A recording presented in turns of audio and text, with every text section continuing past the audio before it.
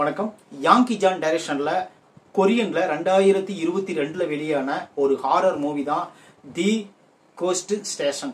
இந்த படத்தனோட ஸ்டோரி பத்தி பார்ப்போம். இந்த படத்தனோட ஸ்டோரி என்னன்னு பாத்தீங்கன்னா, ஒரு ரயில்வே ஸ்டேஷன். அந்த ரயில்வே ஸ்டேஷன்ல ஒரு சப்வே இருக்கு. அதாவது ஒரு சுரங்கப்பாதை. அதுல தான் ட்ரெயின் வரும். அதுல இருந்து வெளியே வரும்போது அதுல இருந்து நிறைய பேர் அடிபட்டு அதே குறிப்பிட்ட இடத்துல சாவுவாங்க. அது என்ன அப்படின்னு சொல்லிட்டு கண்டுபிடிக்கிறதுக்கோசரம் நம்ம பத்திரிகையாளரான நம்ம படத்தினோட ஹீரோயினி உள்ள போய் ஒரு ஆர்டிக்கல் எழுதுறாங்க. எழுதும்போது அதுக்குள்ள இருக்கிற மர்மங்களை ஒவ்வொன்னா கண்டுபிடிச்சு வெளியே கொண்டு வராங்க. கிளைமேக்ஸா அந்த செயல்களை செஞ்சிட்டு இருக்கிறது யாரு, ஏற்கனவே செஞ்சிட்டு இருக்கிற அமானுஷ்ய சக்திகளா இல்ல புதுசா யாராச்சும் கிரியேட் பண்றாங்களான்னு சொல்லிட்டு அந்த அம்மா கண்டுபிடிப்பாங்க. அப்படி கண்டுபிடிக்கும் போது ஒவ்வொரு நம்பரா நம்மளுக்கு சொல்லும் போது பயங்கர திகிலா தான் இருக்கும்.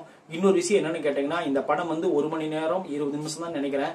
ஆனா இதோட டூரேஷன் பாத்தீங்கன்னா ரொம்ப கம்மியா இருக்கு. ஷார்ட் பிலிம் மாதிரி, ஒரு பைலட் பிலிம் மாதிரி தான் இருக்கு. ஆனா இந்த படம் பார்க்கும்போது உங்களுக்கு அதிகமா எக்ஸ்பெக்டோட போகாதீங்க. ஏன்னா ரொம்ப சுமாரா தான் இருக்கு. ஓரளவுக்கு நீங்க திகில் படம் மாதிரி இருக்கு. ஆனா கொரியன் படங்கள்லயே அவங்க ஹாரர் படம் வித்தியாசமா எடுப்பாங்க. ஆனா இந்த படத்தை வித்தியாசமா தான் ஆரம்பிச்சாங்க.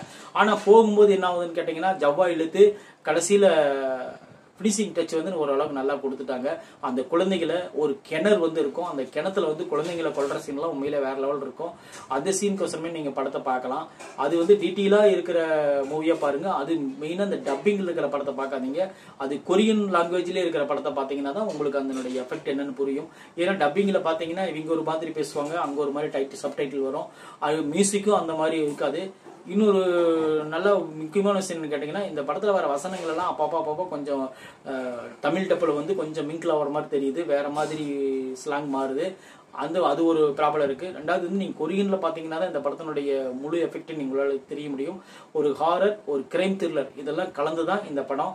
இந்த படத்தை நீங்க ஒரு டைம் பார்க்க முடிஞ்சா பாருங்க. ஆனா கொரியன் லாங்குவேஜ்ல பாருங்க, தமிழ்ல பாத்துறாதீங்க. தேங்க்யூ.